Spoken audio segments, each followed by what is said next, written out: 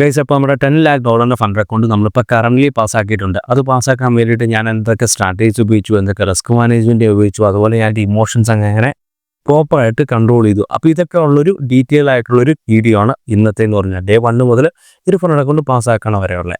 അപ്പോൾ ആ ഒരു വീഡിയോയിലോട്ട് പോകുന്നതിന് മുമ്പ് നമ്മുടെ ഫണ്ട് അക്കൗണ്ടിൻ്റെ ആദ്യത്തെ ഒരു വീഡിയോ നമ്മൾ ചെയ്തായിരുന്നു. അതിൻ്റെ ലിങ്ക് ഞാൻ താഴെ കൊടുത്തേക്കാം, കാണാത്തവരുണ്ടെങ്കിൽ അതൊന്ന് കണ്ടേരെ. അപ്പോൾ നമുക്ക് നേരെ വീഡിയോയിലോട്ട് പോകാം. ഓക്കെ ഗൈസ്, ഇപ്പോൾ നോക്കുവാണെങ്കിൽ നമ്മൾ ടോട്ടൽ ഓൾമോസ്റ്റ് ഒരു 25 ട്രേഡ്സോളം നമ്മളിവിടെ എടുത്തിട്ടുണ്ട്. ആൻഡ് അതിൻ്റെ അകത്ത് 12 എണ്ണം നമുക്ക് പ്രോഫിറ്റും ആൻഡ് 9 എണ്ണമാണ് നമുക്ക് ലോസും ആയിട്ടുള്ളത്. ആൻഡ് അത് നോക്കുവാണെങ്കിൽ ഓൾമോസ്റ്റ് ഒരു നമുക്ക് ഒരു 48 to 50% നമുക്ക് ഇതിൻ്റെ അകത്ത് വിൻ റേറ്റ് എന്ന് പറയുന്നത്. ഓക്കെ, ആൻഡ് ഈ ഒരു ട്രേഡ്സിന് ഞാൻ മെയിനായിട്ട് ഫോക്കസ് ചെയ്യുന്ന കുറച്ച് കാര്യങ്ങൾ എന്ന് പറഞ്ഞാൽ ഒരു കറൻസി പെയറിൽ മാത്രമാണ് ഞാൻ ട്രേഡ് എടുക്കുള്ളൂ. അത് ഓൺലി ഗോൾഡിൽ മാത്രമാണ്. ഓക്കെ, ഞാൻ മെയിൻലി ഫോക്കസ് ചെയ്യണേ ഗോൾഡും ബിറ്റ്കോയിനും. അതിൻ്റെ അകത്ത് ബിറ്റ്കോയിൻ ഞാൻ അധികം ഫോക്കസ് ചെയ്യാറില്ല, കൂടുതലും ഞാൻ ഗോൾഡിലാണ് ഞാൻ ഫോക്കസ് ചെയ്യാറുള്ളത്. ഓക്കെ, അപ്പോൾ ഞാൻ ഈ ഫണ്ട് അക്കൗണ്ടിൽ എടുത്തേക്കണം മുഴുവൻ ട്രേഡ്സിലും ഞാൻ ഗോൾഡിലാണ് ഞാൻ എടുത്തേക്കണേ. ഓക്കെ, XAU എന്ന് പറഞ്ഞ ഈ ഒരു കറൻസിയിലാണ്, ഗോൾഡ് ഇതിലാണ് ഞാൻ ട്രേഡ് എടുത്തേക്കണേ. ഓക്കെ, ആൻഡ് ദെൻ ഞാൻ ഇതിൻ്റെ അകത്ത് വെച്ചേക്കുന്ന റിസ്ക് മാനേജ്മെൻറ്റ് എന്ന് പറഞ്ഞാൽ ഏത് ട്രേഡ് എടുത്താലും ഏതിപ്പോൾ ഞാൻ എല്ലാ ട്രേഡിലും ഞാൻ മെയിൻലി ഫിക്സഡ് ആയിട്ടുള്ള ഒരു റിസ്ക് മാനേജ്മെൻറ്റാണ് ഞാൻ കീപ്പ് ചെയ്യുന്നത്. അത് 1% ആണ് ഞാൻ എൻ്റെ എല്ലാ ട്രേഡിലും ഞാൻ റിസ്ക് മാനേജ്മെൻറ്റ് വെച്ചേക്കണേ. ഓക്കെ, അപ്പോൾ 1% ആണ് ഞാൻ റിസ്ക് ചെയ്യണമെങ്കിൽ ഞാൻ എൻ്റെ ടാർഗറ്റ് ഞാൻ മെയിൻലി ഫിക്സഡ് ആയിട്ട് വെക്കണേ 2% ആയിരിക്കും എൻ്റെ ടാർഗറ്റ് എന്ന് പറയുന്നത്. വെച്ചാൽ 1:2 ആയിരിക്കും എൻ്റെ ടാർഗറ്റ് എന്ന് പറയുന്നത്. ഏത് ട്രേഡ് എടുത്താലും 1:2. ഓക്കെ, പിന്നെ ഒരു മാർക്കറ്റിൻ്റെ ഒരു സെൻറ്റിമെൻറ്റ്സ് അനുസരിച്ചായിരിക്കും ഞാൻ ആ ഒരു 1:2 3 അതോ 4 എന്നൊക്കെ ഞാൻ നോക്കുന്നത്. അപ്പോൾ മെയിൻലി ഞാൻ ഫിക്സഡ് ആയിട്ട് വെക്കുന്ന 1:2 എന്ന് പറഞ്ഞൊരു റിസ്ക് മാനേജ്മെൻറ്റ് സിസ്റ്റമാണ്. ഓക്കെ, അതിൻ്റെ മെയിൻലി എൻ്റെ ഒരു ട്രേഡിംഗ് ടൈം വരുന്നത് നമ്മുടെ ഒരു ലണ്ടൻ സെക്ഷൻ, ലണ്ടനിലും പിന്നെ ന്യൂയോർക്കിലുമാണ് എൻ്റെ മെയിനായിട്ട് വരുന്ന ഒരു ലണ്ടൻ സെക്ഷൻ. കാരണം ആ ഒരു ടൈമിലാണ് നമ്മുടെ മാർക്കറ്റിൽ ഒരുപാട് യൂസേഴ്സ് ആക്റ്റീവായിട്ടിരിക്കുന്നത്. അപ്പോൾ ആ ഒരു ടൈമിൽ നല്ലൊരു വോളറ്റിലിറ്റി നമുക്ക് വരാൻ സാധ്യതയുണ്ട്. Okay, volatility. ഓക്കെ, അപ്പോൾ ആ ഒരു ടൈമിലൊക്കെ നമുക്ക് ഒരുപാട് വോളറ്റിലിറ്റി ഉണ്ടാവും. അപ്പോൾ ആ ഒരു സമയത്താണ് ഞാൻ മെയിൻലി ഫോക്കസ് ചെയ്യുന്നത്. അതൊരു വൈകിട്ടൊരു 3:15 മുതൽ ഒരു നൈറ്റ് ഒരു 9 മണി വരെ. അപ്പോൾ ആ ഒരു മെയിൻ ടൈമിലായിരിക്കും ഞാൻ കൂടുതലും ട്രേഡ്സ് ഞാൻ ഇനീഷ്യേറ്റ് ചെയ്യുന്നത്, ഫോക്കസ് ചെയ്യുന്നത്. ഓക്കെ, നോക്കുകയാണെങ്കിൽ എൻ്റെ ഫസ്റ്റ് ട്രേഡ് വരുന്നത് ഗോൾഡിൽ ഓൾമോസ്റ്റ് $88 ലോസ് ആയിരുന്നു. ഓക്കെ, അപ്പോൾ ഞാൻ കുറേ നാൾ ട്രേഡ് എടുക്കാതിരുന്ന് പെട്ടെന്ന് ട്രേഡ് എടുത്തപ്പോൾ ഉണ്ടായ എൻ്റെ കുറച്ച് ഇമോഷൻസും അതുപോലെ സ്ട്രാറ്റജിയുടെ കുറച്ച് ഇതൊക്കെയായിരുന്നു എനിക്ക് ആ ഒരു ഫസ്റ്റ് ട്രേഡ് ലോസ് ആവാൻ കാരണം. അതിനുശേഷം എനിക്ക് ബാക്ക് ടു ബാക്ക് ഒരു 2 ട്രേഡും കൂടെ ലോസ് ആയി. അപ്പോൾ ടോട്ടൽ ഒരു 3% ആണ് എനിക്ക് ലോസ് ആയത്. ഞാൻ ഓരോ ട്രേഡിലും 1% ആണ് റിസ്ക് ചെയ്ത്. അപ്പോൾ എനിക്ക് 3% ടോട്ടൽ എനിക്ക് ലോസായി. ഓക്കെ, അപ്പോൾ 13% കയറ്റേണ്ട എൻ്റെ 2 സ്റ്റെപ്പിൻ്റെ അക്കൗണ്ട് വേറെ $10,000 ഒരു 9,692, ഓൾമോസ്റ്റ് ഒരു 9,700 റേഞ്ചിലോട്ട് വീണ്ടും പോയി. അപ്പോൾ എനിക്ക് ടോട്ടൽ കയറ്റേണ്ടത് ഓൾമോസ്റ്റ് ഒരു 16% ആണ് എനിക്കിനി ഇതിൻ്റെ അകത്ത് കയറ്റേണ്ടത്. ഓക്കെ, എന്നാലാണ് എനിക്ക് ഈ അക്കൗണ്ട് പാസ്സാകാൻ പറ്റുള്ളൂ. ഓക്കെ, അതിനുശേഷം ഞാൻ നേരെ നെക്സ്റ്റ് ട്രേഡ് ഓൾമോസ്റ്റ് ഒരു 23 ഞാൻ എടുത്തിട്ടുള്ളത്. കാരണം നമ്മൾ അടുപ്പിച്ച് ബാക്ക് ടു ബാക്ക് ഒരു 3 ലോസസ് ആണ് ഉണ്ടായിട്ടുള്ളത്. അപ്പോൾ അത് ആ ഒരു ടൈമിൽ എൻ്റെ ഇമോഷൻസ് ഒന്നും എനിക്ക് പ്രോപ്പറായിട്ട് കൺട്രോൾ ചെയ്യാൻ പറ്റിയില്ല. അപ്പോൾ ആ ഒരു ടൈമിൽ ഞാനൊരു ബ്രേക്ക് എടുത്തു. അപ്പോൾ ബ്രേക്ക് എടുത്ത് കഴിഞ്ഞപ്പോഴത്തേക്കും എനിക്ക് കുറച്ചുകൂടെ എൻ്റെ സ്ട്രാറ്റജി ഒന്ന് ടെസ്റ്റ് ചെയ്യാനും അതുപോലെ എൻ്റെ ലോസ് വരാനുള്ള റീസൺ എന്താണെന്ന് മനസ്സിലാക്കാനും അതുപോലെ ആ ഒരു എന്താണ് എൻ്റെ കുഴപ്പമെന്ന് എനിക്ക് മനസ്സിലാക്കാൻ സാധിച്ചു. അപ്പോൾ ആ ഒരു ബ്രേക്ക് എടുത്ത ടൈമിൽ എനിക്ക് വളരെയധികം കുറച്ചും കൂടി ഇമ്പ്രൂവ് ചെയ്യാൻ പറ്റി. അതിനുശേഷം ഞാൻ 23 ഞാൻ വീണ്ടും ഒരു ട്രേഡ് എടുത്തു. അത് ഓൾമോസ്റ്റ് ഒരു 270 എനിക്ക് പ്രോഫിറ്റ് ആണ് ഉണ്ടായിട്ടുള്ളത്. ഓക്കെ, ആ ഒരു ടൈമിൽ എൻ്റെ അക്കൗണ്ട് ഞാൻ ഫിക്സഡ് ആയിട്ടുള്ള ഒരു റിസ്ക് മാനേജ്മെൻറ്റ് ആയതുകൊണ്ട് തന്നെ 1:2 നേരെ ഒരു 9,992 ബാക്ക് ടു 10,000 എൻ്റെ അക്കൗണ്ട് എത്തിയിട്ടുണ്ട്. ഓക്കെ, ഇനി എനിക്ക് 13% കൂടെയാണ് എനിക്ക് ഈ അക്കൗണ്ടിൽ കയറ്റേണ്ടത്. ഓക്കെ, ആൻഡ് ദെൻ ഞാൻ 24 നെക്സ്റ്റ് ട്രേഡ് എടുത്തു.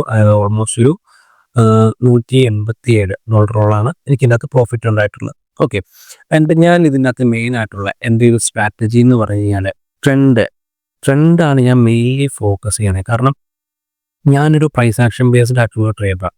അപ്പോൾ അതിൻ്റെ അകത്ത് ഞാൻ ഏത് സ്ട്രാറ്റജി ഉപയോഗിച്ച് കഴിഞ്ഞാലും എനിക്ക് ട്രെൻഡ് നോക്കിയിട്ട് വേണം എനിക്ക് ട്രേഡ് എടുക്കാൻ. കാരണം ഗോ വിത്ത് ട്രെൻഡ് എന്നുള്ളതാണ് ഇമ്പോർട്ടൻ്റ് ആയിട്ടുള്ളൊരു കാര്യം. ഓക്കെ, ഇപ്പോൾ എന്താണ് ഹയർ ടൈം ഫ്രെയിമിൽ സംഭവിക്കുന്നത്? ഇപ്പോൾ ഒരു ബുള്ളിഷ് ആയിട്ടുള്ള ട്രെൻഡാണ് നടന്നുകൊണ്ടിരിക്കുന്നതെന്ന് വെച്ച് കഴിഞ്ഞാൽ അതിൻ്റെ അതേ ഡയറക്ഷനിലായിരിക്കും ഞാൻ ലോവർ ടൈം ഫ്രെയിമിൽ പോയിട്ട് ഒരു കൺഫർമേഷൻ നോക്കി മെയിൻലി സപ്പോർട്ട് ആൻഡ് റെസിസ്റ്റൻസ് ആവാം, അല്ലെങ്കിൽ പാറ്റേൺസ് ആവാം. അപ്പോൾ അതൊക്കെ നോക്കിയിട്ടാവും ഞാൻ ട്രേഡ്സ് ഇനീഷ്യേറ്റ് ചെയ്യണം.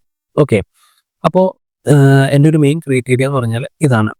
ട്രെൻഡാണ് ഞാൻ മെയിൻലി ഫോക്കസ് ചെയ്യുന്നത്. ഓക്കെ. അതിനുശേഷം ഞാൻ എടുത്തേക്കുന്നത് ഒരു 25-നാണ് ഞാൻ ട്രേഡ് എടുത്തേക്കുന്നത്. അതൊരു $95 എനിക്ക് ലോസ് ആയിട്ടുണ്ട്. ഓക്കെ. എന്തായാലും 2 ട്രേഡ് അടുപ്പിച്ച് പ്രോഫിറ്റായി. ദെൻ $95 എനിക്ക് ലോസ് ആയി. ഓക്കെ. അടുത്ത ട്രേഡ് എനിക്ക് $23 എനിക്ക് പ്രോഫിറ്റ്, ഒരു സ്മോൾ ട്രേഡോളം എനിക്ക് പ്രോഫിറ്റ് ഉണ്ടായി. അതിനുശേഷം ഞാൻ ഓക്കെ. അതുപോലെ നെക്സ്റ്റ് ഇവിടെ നോക്കുവാണെങ്കിൽ നിങ്ങൾക്ക് 0 പ്രോഫിറ്റ് എന്ന് ഇവിടെ കാണാൻ പറ്റും. 9-ാം തീയതി എടുത്ത ഒരു ട്രേഡ് നിങ്ങൾക്ക് ഇവിടെ 0 പ്രോഫിറ്റ് എന്ന് കാണാൻ പറ്റും.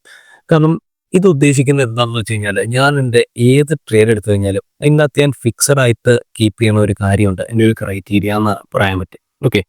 ഞാൻ എൻ്റെ എല്ലാ ട്രേഡിലും 1:2 ആണ് ഒരു മെയിൻ ആയിട്ടുള്ളൊരു റിസ്ക് റിവാർഡ് ഞാൻ ഫോക്കസ് ചെയ്യണം. ഓക്കെ. അപ്പോൾ അതിൻ്റെ അകത്ത് ഇപ്പോൾ ഞാൻ ഈ ഒരു ലെവലിൽ നിന്ന് ഞാൻ എൻ്റെ ഒരു ട്രേഡ് എടുത്തു.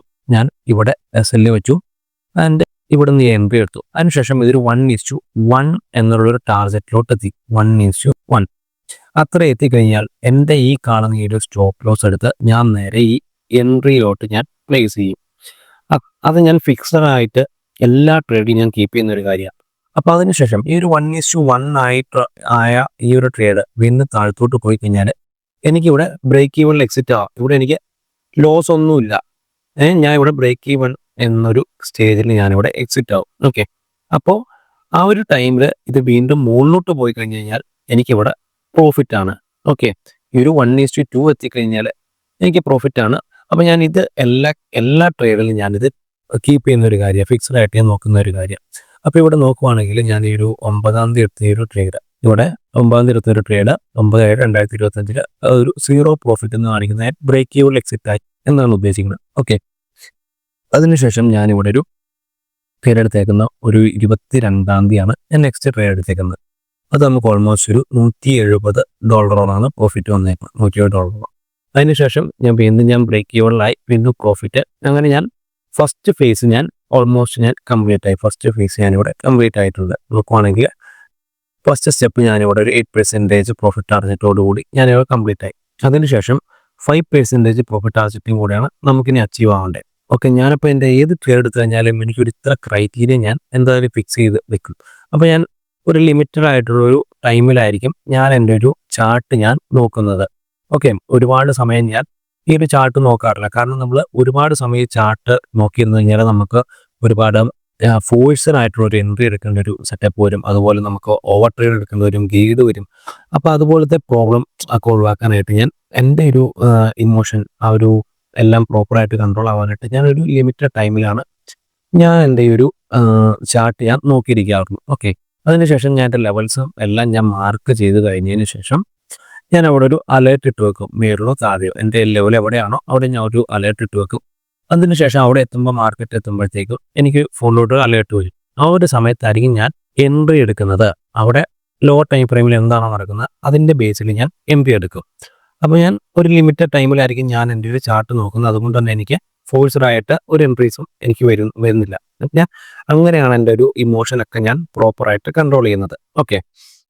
അതിനുശേഷം ഞാൻ ഈ എടുക്കുന്ന ഈ എല്ലാ ട്രേഡും എടുത്ത എല്ലാ ട്രേഡും തന്നെ ഞാൻ പ്രോപ്പറായിട്ട് ജേർണൽ ചെയ്ത് വെച്ചിട്ടുണ്ടെന്നുള്ളതാണ് വളരെ ഇമ്പോർട്ടൻ്റ് ആയിട്ടുള്ള ഒരു കാര്യം. പലരും ഈ ഒരു ട്രേഡിങ്ങിൽ സക്സസ് ആവാത്തതിൻ്റെ മെയിൻ ഒരു കാര്യം എന്ന് പറഞ്ഞാൽ ഈ ഒരു ജേർണൽ ചെയ്യുന്നില്ല എന്നുള്ളതാണ്. കാരണം നമ്മൾ ജേർണൽ ചെയ്ത് കഴിഞ്ഞാലാണ് നമ്മുടെ ഡിഫക്ട്സ് എന്താണ്, നമ്മുടെ അഡ്വാൻറ്റേജ് എന്താണ്, നമ്മുടെ സ്ട്രാറ്റജീസ്, നമ്മുടെ പ്രോബ്ലംസ് എല്ലാം നമുക്ക് ഫൈൻഡ് ഔട്ട് ചെയ്യാൻ പറ്റുള്ളൂ. അപ്പോൾ അതുകൊണ്ട് തന്നെ ഞാനെല്ലാം പ്രോപ്പറായിട്ട് ഞാൻ ഇവിടെ ജേർണൽ ചെയ്ത് വെക്കുന്നുണ്ട്. ജേർണലിൽ ഞാൻ ഇൻക്ലൂഡ് ചെയ്തത് നമ്മുടെ ഡേറ്റ്, അതുപോലെ തന്നെ ഏത് ഡേ ആണ്, അതുപോലെ തന്നെ എന്തൊക്കെ ഇമോഷനാണ് എനിക്ക് വന്നിട്ടുള്ളത്, അതുപോലെ തന്നെ ഞാൻ എത്ര റിസ്ക് എടുത്തു, അതുപോലെ ഞാൻ എന്ത് റീസൺ കൊണ്ടാണ് ഞാൻ ട്രേഡ് എടുത്തത്, അതുപോലെ അങ്ങനെ ഒരു വളരെ ഇമ്പോർട്ടൻ്റ് ആയിട്ടുള്ള ഒരു ട്രേഡ് എടുക്കാൻ കാരണമായിട്ടുള്ളതും, അതുപോലെ എനിക്ക് ആ ട്രേഡ് എടുത്ത ഒരു ടൈമിൽ എനിക്ക് ഉണ്ടായ ഇമോഷൻസ്, എടുത്തു കഴിഞ്ഞിട്ടുള്ള ഇമോഷൻസ്, അങ്ങനെ എല്ലാ കാര്യങ്ങളും ഞാൻ ഡീറ്റെയിൽ ആയിട്ട് ഞാൻ ജേർണൽ ചെയ്ത് വെക്കും.